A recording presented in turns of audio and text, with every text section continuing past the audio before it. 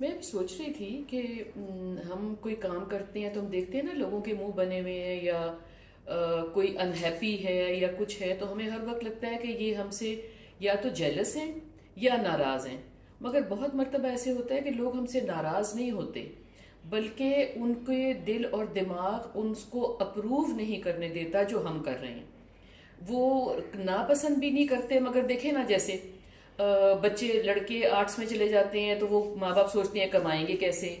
या बच्चियां, अब तो जमाना खैर बदल गया है, लेकिन फिर भी जो बच्चियां नौकरी करना चाहती हैं, माँ बाप कहते हैं बाहर निकलेंगी तो अनसेफ है। तो मैं सिर्फ ये कहना चाह रही हूँ कि हर वक्त ये नहीं होता कि कोई आपसे जेलस है, और हर वक्त ये भी नहीं होता कि कोई आपकी जगह लेना चाहता है। मगर कुछ लोग अपने जहन में पीछे रह रहे होते हैं, वो आपकी जिंदगी को अप्रूव नहीं करते, वो आपके फैसले को अप्रूव नहीं करते। तो उनको मौका देना चाहिए, जगह देनी चाहिए, और अपने हौसले से और अपनी तरक्की से उनको ये बताना चाहिए कि आपने सही फैसला किया था इंशाल्लाह।